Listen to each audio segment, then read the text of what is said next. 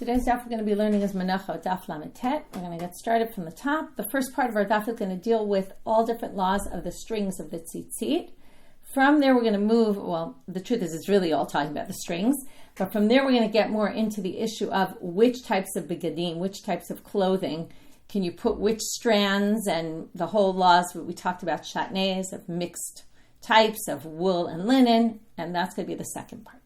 So if you remember, we were talking about Rava, and Rava had basically inferred something about the tying of the knots yesterday, that you have to do the knots after each section of chuliot, right, which are those different sections where there's windings on the tzitzit. Today we're going to talk a lot about that.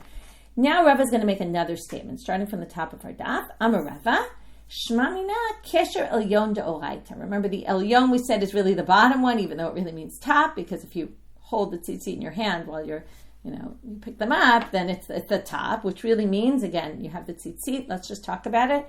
You wrap these 4 strings. You put them through the hole in the corner of the garment. That turns into 8 because they get folded over. Okay, just remember, because we'll get back to that very shortly, at the top there, again, the top, if you talk the clothing, when you're wearing it, there's this area where it's basically doubled, right? Like a thread is doubled over. We're going to get back to that point very soon. Then you start with the twine, right? After you get down to the bottom, there's a knot, and then you start with the twinings. So we're going to talk about these, where you take one string and you wrap it around the others. Okay, we're going to talk about that. You even possibly switch off strings. It depends also if you have techelet in your tzitzit or not.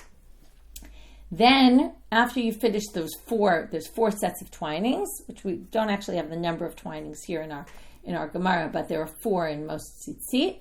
Then you basically tie a knot at the bottom, and then the strings hang down. So what we're saying here is that last knot before the strings hang down must be by Torah law. Okay, the Gemara says, he explains why. To Isal kadat after Rabbanan, if you thought it was to Rabbanan, and that really you could hang them without tying a knot at all, or meaning a significant knot, what we call a kesher shel kayama, a knot that's going to last, then what would happen basically? Okay, and we'll talk about this in a minute, but basically it'll probably unravel pretty soon, which means it's not really very permanent. Well then, why would you need a special drasha to say that you can permit shatnez in a garment of tzitzit? Okay, let's talk about where we get that from. We'll also get to there today. But this is very famous, but I realized I didn't quote it in class, so we should really quote it. In Dvarim, there's 2 sections where tzitzit is mentioned in the Torah. We'll talk about that as well. Okay, in Shema, and the one we say in Shema, which is from Bamidbar, that section talks about tzitzit being on the corner of your beged. It calls it a ptil. We're going to get back to that later today also. And now a ptil is basically a string, right? Ptil techelet. So this string of techelet, again, techelet is a color, but it's also a color of dyed wool. It means it's wool. Then it says in Dvarim Kafbet, Gdilim ta'aseh lach. Okay, make gdilim. Gdilim basically sounds like strings that usually means strings that are intertwined with each other, like braided or something like that. Al arba kanfok sutcha shir techaseba. Okay, so one place talks about strings, one talks about the twinings. Now it says on the 4 corners of your garment that you cover yourself with. But what's interesting is that the pasuk before says, Lo tilbash shatnez tzemer ufishin yachdav. Don't wear shatnez clothing, which is wool and linen together. The juxtaposition of these is one of the very famous juxtapositions, comes to teach you that first it says don't wear it, then it says put wool into your garment. They say, that must mean shatnez is permitted. Okay, what does that have to do with tying your knots? You would think these are not really connected. Well, he says, if you would have thought, right, that it's Rabbanan, then you wouldn't need to permit kilayim. You wouldn't need that whole drasha, because it would be pshita. It would be obvious you can do wool into linen, because if you just take a string and put it right into your garment and thread it through your garment, let's say a linen string in a wool garment, that's nothing, because it's not permanent, right? It'll come right out. So if you didn't have to tie your tzitzit by Torah law, then the Torah wouldn't need to permit kilayim. It would be obvious it's permitted. So from there he infers that this law of tying a knot in your tzitzit must be a Torah law, because it has to be a permanent garment, and that's why the Torah needed to permit. It could even be kilayim.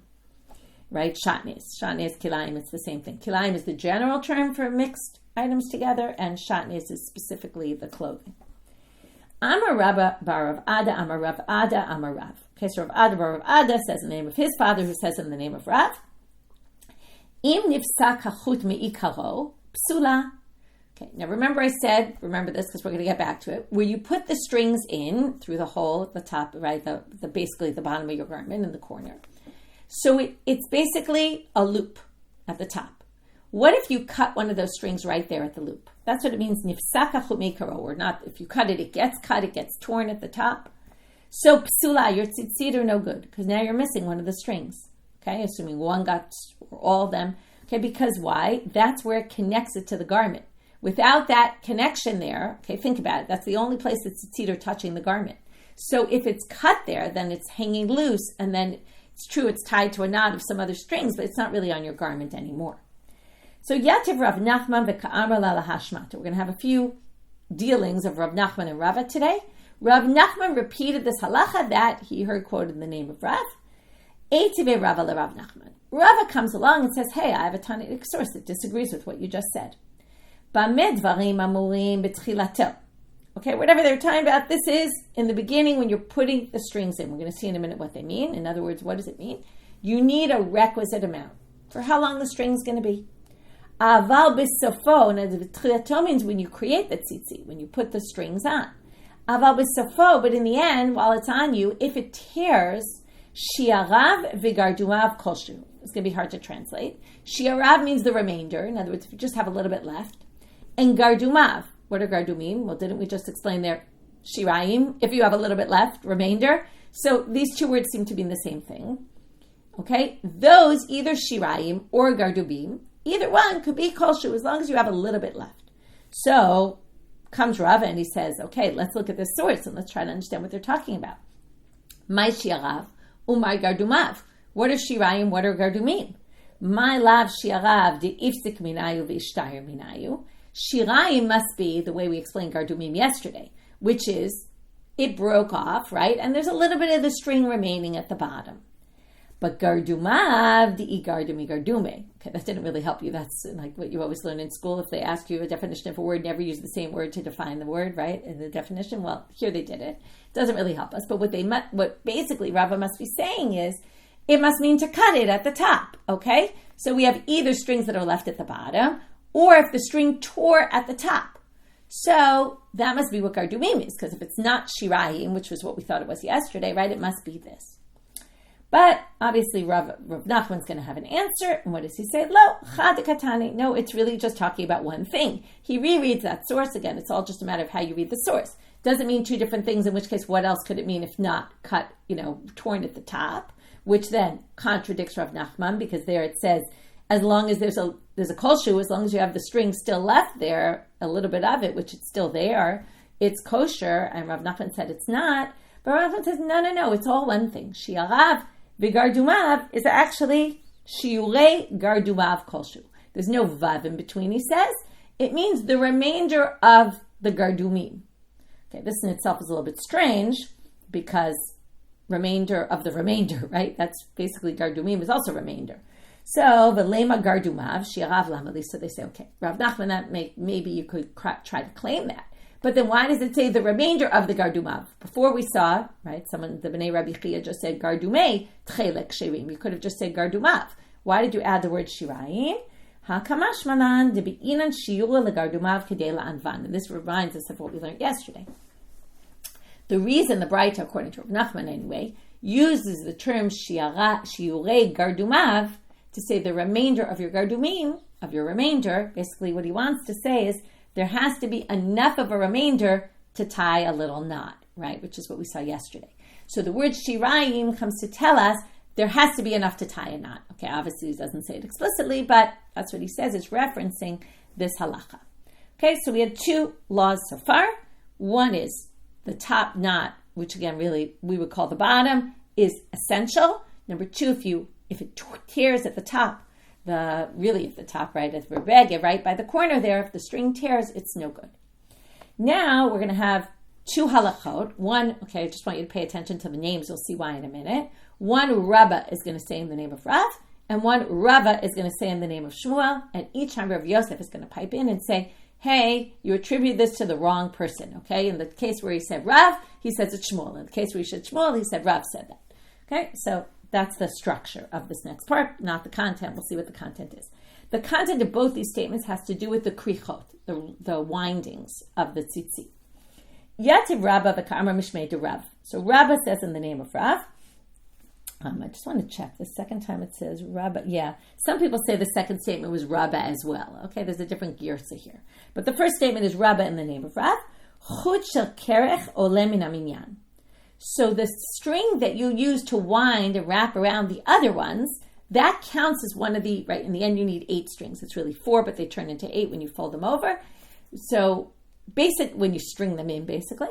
What he's saying is, don't think you need an extra string to wind with. No, that string is part of the 8. Amar le Rav Yosef, Shmuel amar Rav lo Rav. Shmuel said that, not Rav. Okay, Itmar nami, and in fact it was also said, Amar Rabba bar Bachana sachli Rabbi Yoshia min Usha, chut shel kerech ole min haminyan. Okay, some people add in the name of Shmuel. Okay, that Rabbi Yoshia from Usha said it in the name of Shmuel. Okay, and then that would have really been a support. Itmar nami means here's a support. Either you could just say it's just supporting the previous statement, or maybe it's supporting Rav Yosef because it was really assumed that what he meant was this was stated in the name of Shmuel. Okay, and it's the exact same halacha, so we don't need to review that. Next. Yativ, let's just go with Raba because it makes more sense that both of them were made by Raba, and Rav Yosef said, no, you got it wrong. Who said it? Yeah, even though it says Rava here, but again, the note on the side says it should be Raba. Yativ Raba v'ka'amar mishmei de Shmuel. So now he says in the name of Shmuel a different halacha about the windings. Techelet shekarach ruba kshera. Okay, techelet here doesn't mean specifically techelet. It means the strings that are generally made of techelet, but also white, that you basically wound the majority of the string and left just a little bit hanging down. Okay, now we're going to learn soon that you're supposed to have ideally 1/3 of the tzitzit of the strings is windings. The second 2/3, the bottom 2/3 is just supposed to be loose strings hanging. So here you actually did the reverse where the majority was made up of the windings and just a minority was made up of the hanging loose strings. So the loosely hung strings. Amar le Rav Yosef, Rav amar Rav lo Shmuel. So again, Rav Yosef pipes in. That wasn't said by Rav, that was said by Shmuel. Okay, so each was the opposite. He had it wrong. Itmar nami, in this Itmar nami, we're going to see it's explicitly stated that Rav said this. Amar Rav Huna bar Yehuda, Amar Rav Sheshet, Amar Rav Yirmiyah bar Abba, Amar Rav. Okay, it was passed down from Rav Huna bar Yehuda to Rav Sheshet to Rav Yirmiyah bar Abba, right? Or sorry, from that person, from the name of that person, from Rav, all the way getting back to Rav. Techelet shekarach ruba kshera, which is the exact same halacha. So again, support for Rav Yosef's reading, and support for the halacha in general. Rav Chia berei Rav Nata matnei hachi. He had a different version of the statement that was passed down, okay, by all these rabbis. Amar Rav Huna. So first of all, he didn't have it was Rav Huna bar Yehuda. It was the regular Rav Huna, who said it in the name of Rav Sheshet, which is the same. Amar Rav Yirmiyah bar Abba, Amar Rav. That all is the same. But now he has the same statement. Techelet shekarach ruba kshera. That's our statement. That's our halacha. But he's going to add 2 more statements. He said, we're not going to really talk about how many of these windings do you need, but what they are going to say here is minimally you need 1. Okay, if you did 1, it's sufficient. Okay, normally we do 4, but here he's saying you at least need to do 1. And he tells us, which I already mentioned, but here we see it inside, noye techelet, the best way to do it is shlish gedil ushne shlishe anaf. 1/3 gedil, which as we said is the winded part, and 2/3 of loose strings hanging down. Okay, so there you have his statement. V'kama shi'or chuliyah. Well, now that we mentioned the chuliyah, which is the part that's wound, how long does each chuliyah need to be? Meaning, how many windings do you have to have in each one? So the first statement we're going to have is a braita, Tanya. We're going to have 2 different braita with 2 different answers. Rebbe Omer, just to confuse you a little bit. Rebbe Omer, kadesh yikroch v'yashnet v'yashalesh.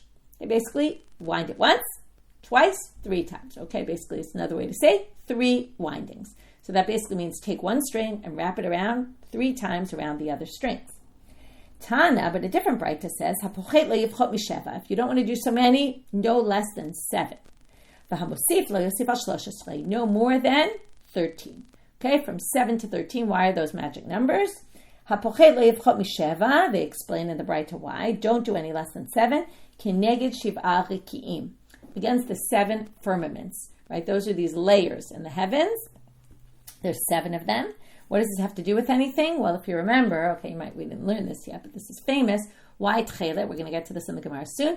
Techelet is the color of the water, and the water is like the rakia. Okay, and basically we want to have this image. Okay, we're going to see the whole statement later, but that we want to have this image of God, and that when you see your tzitzit, you should have this thought to get from the water to the firmaments, from there to think about God sitting in his kisei kavod in the heavens.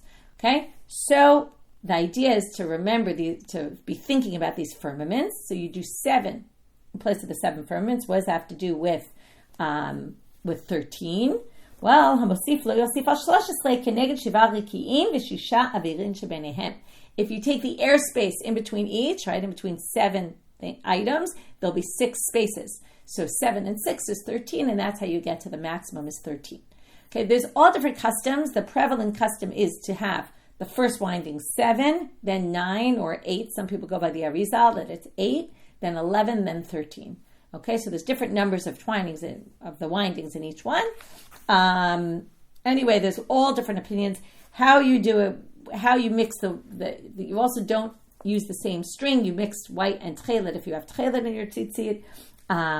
There's all different opinions about it. There's a nice picture in the Koren, although it's not the most clear picture to figure out exactly how all these different opinions go, but you'll see there's at least like 8 different types there of how it's done. Okay. Anyway, we're going to finish up here with this topic in a minute. Hakanaf. Okay, sorry, I skipped a word. Tana. So there's a braita now that says, and by the way, Julie's pointing out in the techelet store, they sell them all. That's good. What I wanted to say also what I put up on yesterday's daf post, the links to techelet's website, to a brochure they have in an article, and there all the different opinions are discussed. Okay, not for Daf Yomi Shir, but connected to Daf Yomi. Anyone who's interested in further reading, you can look there in the materials I put up in yesterday's daf. Okay. Now there's another braita about this. Tana kashu matchil, when you start doing the windings, matchil belavan, you start with the white one. So from here you see that you switch off strings, okay, white and techelet. But you have to start with white. How do we get this? Because from the pasuk again, remember, hakanaf min kanaf. So, and then it says techelet. So the first one you're going to start with is the one mentioned first in the pasuk. Then, not only that though, kishu misayim, when you finish doing them, meaning the last ones, misayim belavan also. You should finish with lavan. Why is that? Malim bekodesh v'lo moligdim. Okay, they obviously give significance to the first action, the last action. They don't want the last action to be any less important than the first. And if we assume, right, it's funny, you would think the techelet is the more kadosh one, but it's really not, because the pasuk puts that first, so it comes first in order of precedence. Therefore, the white one goes first, then the techelet, then you have to finish with white though. Okay, you see why there's different opinions, because they don't really get into all the details of everything. They give you this range of how many to do. They don't say exactly specifically how much to do. Lahalacha, it's really 3 is the minimum, but ideally 7 to 13, and then again, where within the 7 to 13 and how many and all that is a range of opinions. And again, how do you do the twinings? There's a lot of things that aren't said here, and because of that, it leads to different opinions. Okay. Rav Raba bar bar Chana, we're going to have a story right now. Havayate, they were sitting. Havakachalef azalahu gavra. Person walks by. Dimikase galima dekula techelet. He was wearing a completely techelet garment. Biramele tchelet, and he had techelet strings, also obviously white strings, because you have to have white strings. Okay, that wasn't the important part. Turning now to Amubet, ugedila migdal. Okay, what does gedila migdal mean? Okay, different opinions. But Rashi says, kol tzitzit hayta gedil, v'lo shiyer ba'anaf klal. He had no loose strings hanging down. The entire thing was just the windings. Amarav, so Rav's reaction, okay, you see these 2 rabbis. Guy walks by and they start commenting. Yai glima, what a beautiful cloak he has. Velo yai tchelta, but his tzitzit are not very nice because they're no good. Rabba Barachana amal, yai glima, beautiful cloak, v'yai tchelta, and beautiful tzitzit. It's perfect. I don't see the problem. So now the question is, what's the machloket between them? B'mai kamipalge, what's the root of their machloket? Rabba Barachana savar, ktiv gedil, uktiv ptil. I told you this before to pay attention. One pasuk calls it a ptil, which is a thread. The other pasuk calls it a gdil, which is two threads twined together, basically. So, according to Rav Ada, why is it okay that he only has the twinings? Because he reads it as, now remember, these two psukim are in completely different chapters. It's not like they're two psukim right near each other. But he says, one refers to the tzitzit that way, one refers to it that way. O gdil, o ptil. Okay, you like the rhyme of it, right? But he's basically saying you either need a gdil or you need a ptil. So if you have only twinings, it's totally fine. The Torah is basically saying tzitzit could be this or that. Obviously in the ideal world, he thinks it should be both, but if someone does it like that, it's completely fine. Rav savar, la'olam ptil be'ina. No, you need the ptil also. You can't just have the gdil. You need the twinings and you need the strings hanging down. So hahu gdilim. So what does he do with the word gdilim then, if not to say this is an alternative method? Limin yanahu da'ata. He says gdilim come to teach you how many strings you need. Because gdil, shnayim, gdilim, arba'ah. The minimum thing you can have for a gdil, which is a twining, would have to be 2, because you can't braid, right? Even 2 is hard to braid, but if you're talking about a braid or just twining string, you need minimum of 2 to twine together. And then you have gdilim, which is plural. So 2 times 2 gets you to 4. Okay? Asay gdil upatleu mitocho. So how does he read this pasuk? Make a gdil, and then have the ptil going through it, right, and hanging down from it. So he views them as they both have to be there. Okay, so it's either or both. Okay, that's the end of section 1 of today's daf. Now we're going to move into, it's still going to be talking about the strings, but we're really now talking more about the material. Okay, the tzemer, the fishtin, the issue of the wool and the linen, and the issue of the kilayim. And from there, we're going to jump into the other types of garments, not just wool and linen need tzitzit in them. So have a 4-corner garment made of silk. Does that need tzitzit or not? So Amar Shmuel, we're going to sort of get there by the way. Okay? Amar Shmuel mishmei de Levi. So we start off with the statement of Shmuel in the name of Levi. Chutei tzemer potrim b'shel pishtan. Okay, this is pretty basic, but we're going to say that he must be adding something a little more than basic. According to the Torah, what do? You have your garment, which we're assuming is linen, because why? Because it says put techelet. Techelet is wool. Remember, it's not just blue, it's blue dyed wool. So it's in a specific blue, not just blue. Now what we're going to say is like this. So it says put it in your garment, and we don't care if it's kilayim. So we're assuming the standard case is a linen garment with wool strings. Now, what he says is you can put wool strings in a clothing of pishtan, and you can potrim, meaning it fulfills your mitzvah of tzitzit, and really you don't have to worry about kilayim. What he seems to be talking about is the white ones, because the wool ones, right, the techelet obviously is wool, and you can put it in a linen garment. What he's saying is, when it says, remember how we got white strings? Because we said kanaf min kanaf, it has to be, also you have to add strings that are the same type as the beged.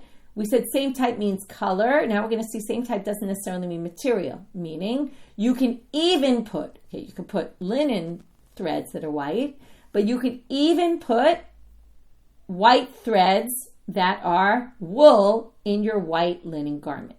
Now you might have thought maybe the Torah only permitted the techelet ones to be wool in your linen garment. Comes Shmuel in the name of Levi to say, even the white ones, again, we said yesterday that it just means whatever color your garment is, that's what color the tzitzit are. So the basically they can be, right, any material. They can even be wool, and you don't have to worry about kilayim. Okay, because you might have thought maybe only the techelet could be wool. No, they can be as well. Okay, that's kind of reasonable. Okay, if you're having techelet chutim that are wool, so your white ones can be wool as well in your linen garment. Here comes the question. Ibailahu. Shel pishtan ma'u teru b'shel tzemer. What if your garment is wool? Right? Now, the simple reading of what we would have assumed is, yes, tzitzit are permitted if they're shatnez. It doesn't matter wool and linen or linen and wool. Okay? But they're asking now, maybe it's only wool strings in the linen garment. Why?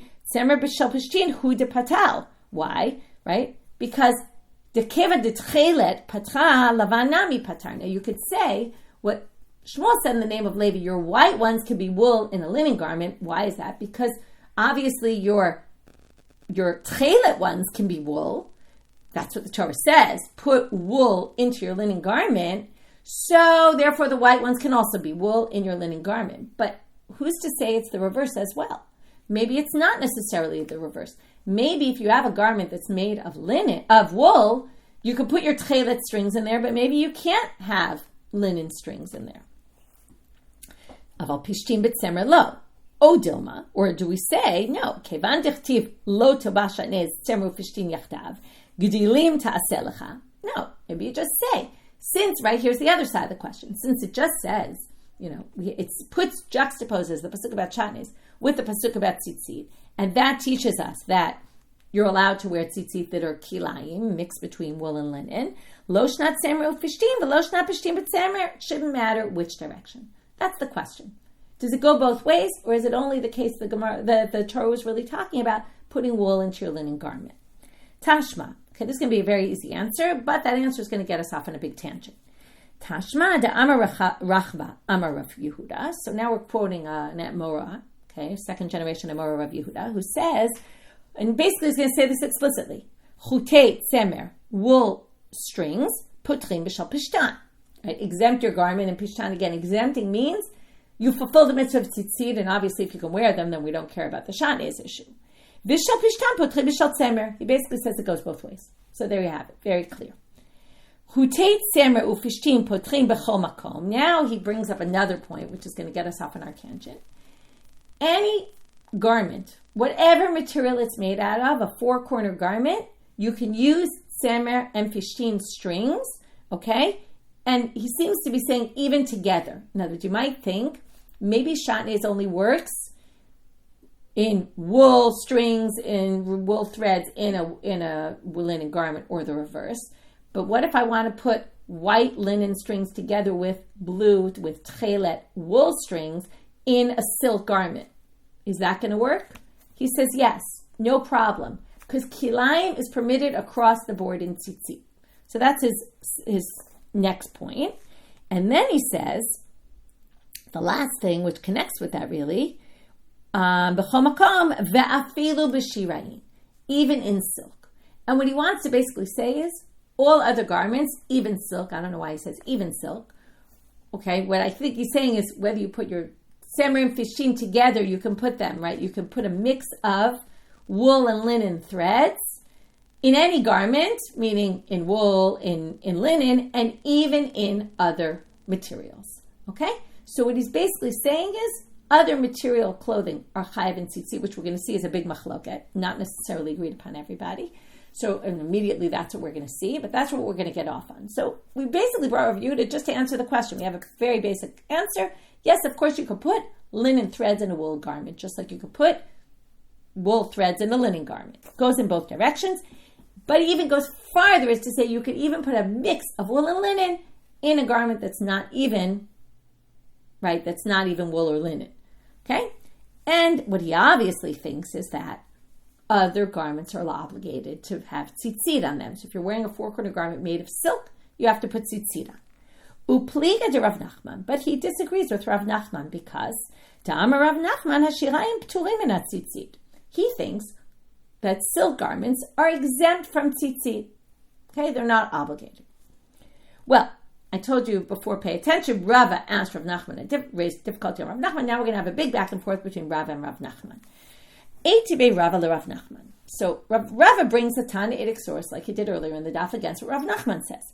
Hashirayim, vakalach, vasrikin. These are all different types of silk. Okay, kalach is made from a silkworm. Srikin is Rashi says it's made from Oret Shalmeshi. I don't remember what the English is for this, but different floss silk. Okay, so there's different. Okay, there's also different definitions of what exactly these are, but different kinds of silk. Kulan chayavim b'tzitzit. Okay, according to this Tanaitic source, they're all obligated in tzitzit. So how can Rav Nachman say they're not? Okay, remember, Rav Yehuda said they were, and this braita matches perfectly with Rav Yehuda, that you can even put shatnez. That would mean they have to be obligated by Torah law, right? Otherwise, you wouldn't be able to have them shatnez with, strings that are made of wool and linen together. So, comes Rav Nachman and explains, Midrabanan, oh, don't worry about that. That's just on the Rabbanan level. They're obligated in tzitzit by rabbinic law, okay? Because, it's a four-corner garment. So the rabbi said, put tzitzit on them. But you don't really have to put tzitzit by Torah law. And not only that, according to Rav Nachman, if you're only obligated by rabbinic law, you're not going to be able to put wool and linen threads together because that's shatnez. Shatnez is only going to be permitted if you're obligated in tzitzit by Torah law. So the Gemara, Rava continues, excuse me 1 minute.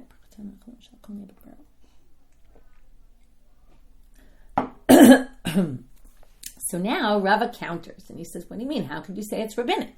Look at the continuation.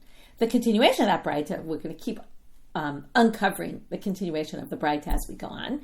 He says, the continuation says, V'kulan semru fishtim potrim bahem.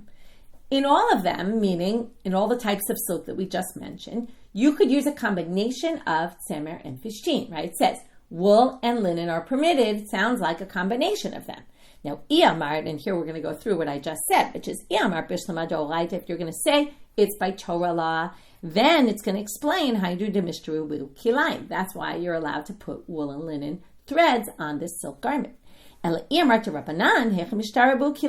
it's only by rabbinic law, you certainly can't put mixed wool and linen on this garment that's not even obligated by Torah law and tzitzit.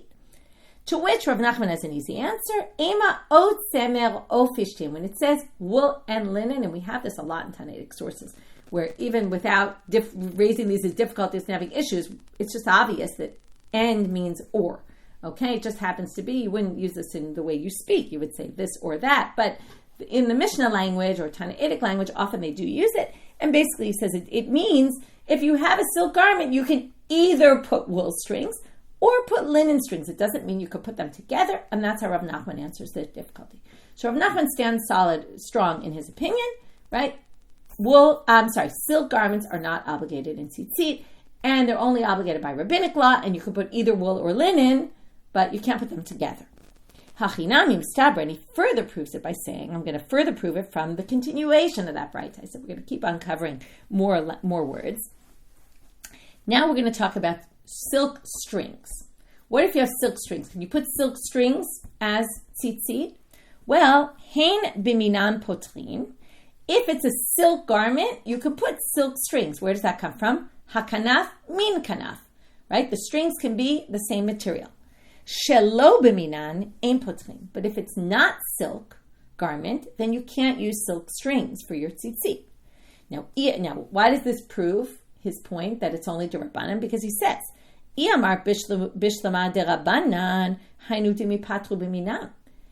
you say it's only by rabbinic law, it's obligated for tzitzit, that's why you can use strings that are threads that are made of silk. But if you say it's by Torah law, it's pretty clear from the pasuk that the only strings you can use, okay, now we said akanaf min kanaf, but he's going to say no.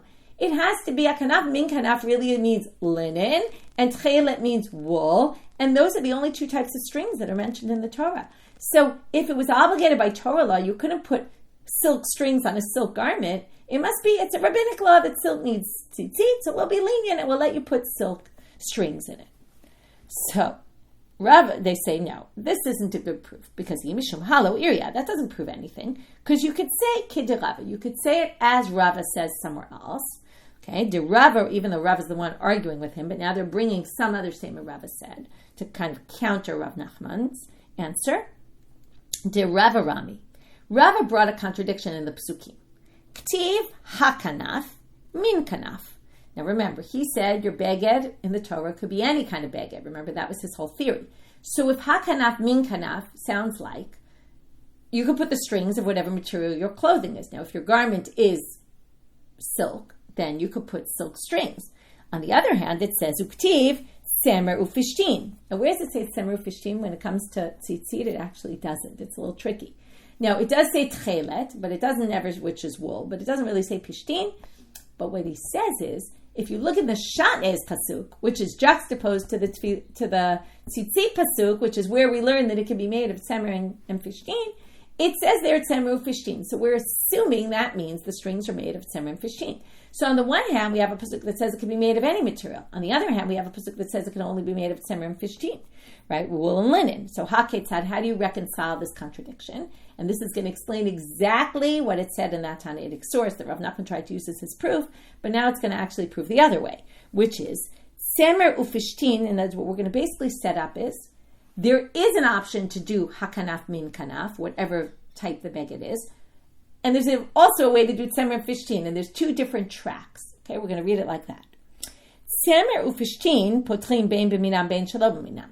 If you use wool and linen strings, wool or linen strings, they can exempt any kind of garment. Okay, you can use wool and linen strings on any kind of material. Again, this is only if you hold that, right, that they're obligated by Torah law, right? And then, again, then you would be able to use them together. But basically, this whole view is viewing that there's a Torah law of other garments, and wool and linen can be used on any garment that there is. But shar minim, but other types, and if you want to use a different type of string, like silk, for example, b'minan potrim, shelo b'minan ein potrim. Hakanaf min kanaf is giving you a different track. If you use a different type of material, it can only be used on itself, basically. So we're going to have, it's like I'm trying to think of the word for it, but, like the wild card. These can be used any way you want them. Those can be used only in a particular, it has to match exactly. Okay, it has to be on that same kind of beged. This was all Rava's way of responding to Rav Nachman, or the Gemara bringing a response of Rava to Rav Nachman based on some other statement Rava made, which is obviously based on his whole understanding, which is the Torah is referring to other types of clothing as well. Whereas Rav Nachman doesn't think so. So where does Rav Nachman get that the Torah, when it says hakanaf, isn't talking about, when it says beged, it's only talking about wool and linen?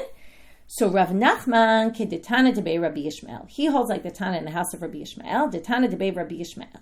Okay, now we're quoting it. The Tana in the house of Rabbi Yishmael says, Ho'il, in the Beit Midrash of Rabbi Yishmael, says, Ho'il v'ne'emru begadim b'torah stam. Okay, it says in our section, begadim, right?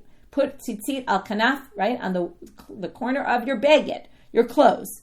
Doesn't say what kind of beged. Remember, I said it only says tzemer and fishtin in the shatnez pasuk, not in tzitzit. But he says, v'ne'emru begadim, right? So it says begadim stam, u'pereit lacha katuv be'echad mehem. Now, in one of the places where it says beged, okay, beged is mentioned many times in the Torah. In one of the places, which is actually in leprous clothing, it says tzemer ufishtin, okay? Be'echad mehem, it specifically says wool and linen. I'm going to read you the pasuk. V'kol asher yipol alav mehem, V'abeged ki yeh bo negat tzarat, bebeged tzemer o bebeged pishtim. Okay, by the negat tzarat, by the leprous mark on the clothing, it says, if you have tzarat in a beged, so it starts the pasuk with ubeged, v'habeged, and then in the middle of the pasuk it goes to bebeged tzemer o bebeged pishtim. So it defines what type of beged are we talking about, wool or linen. So now he says, this braita from the house of Rabbi Shmuel says, so since it in one place explains what a beged is, we're now going to assume that every beged in the Torah must be wool or linen. And from there he basically says the only clothing obligated in tzitzit is wool or linen. Now, Amar Abai comes and says, by the way, I'm going to show you that there's another Tana from the school of Rabbi Yishmael who says the exact opposite, which actually matches Rava. V'hai Tana debei Rabbi Yishmael mafka me'idach Tana debei Rabbi Yishmael. He says this braita from the Beit Midrash of Rabbi Yishmael goes against or comes to counter this other one that we're going to quote right now. Tana debei Rabbi Yishmael beged ein li ela beged semer. When it says beged, you would think that only means wool garment. Minayin l'rabot. How do you know semer gemali? Okay, semer they mean basically wool from a sheep. How do we know l'rabot semer gemalim v'semer arnavim v'notasha lizim v'hakalach v'asrikim v'ashiraim? How do we know that this actually really includes all other types of wool that come from camels, that come from rabbits, the hairs, the goat hairs? Okay, if you have clothing made of that, if you have the three types of silk that we discussed before, minayin, Talmud lomar, o beged. If you notice that pasuk I quoted before said or beged. Now you could have just said beged semer, beged pishtin, or vit beged pishtin. It says o. The word o is an extra word. It comes to include other types of materials as well. Okay, so here we see this debate even within the school of Rabbi Yishmael, which actually, right, then becomes this debate between Rava and Rav Nachman, and also Rav Yehuda, who is on the same side as Rava.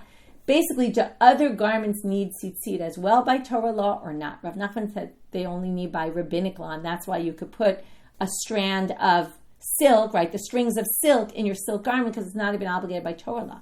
According to Rava, you can put the silk strings because the Torah says, hakanaf min kanaf. As long as it's the same material, you can use any other material. Samra fishtim works, right, it's the wild card, it works on any material. But if you want to use some other material for strings, you can as long as it's the same type of garment because that's all obligated by Torah law. So this is also a big debate about whether every time it says beged in the Torah, it's wool or linen, or is it other materials as well. Okay, they were the main garments in those days, but obviously you see they used other materials for garments as well. So what did we do today? We had different sources on the tying and the windings, how many, which string do you use, which color string do you have to use first, right? And you can use one and use it as counted as one of your 8. We had all different issues about that. Then we had that you need strings hanging down. How much is ideal? What about if you don't have the ideal, right? How much do you need otherwise? And then from there we got to the whole issue of kilayim and how you can use kilayim in a beged of tzitzit. Either direction it works. Strings could be wool, beged linen, or the reverse.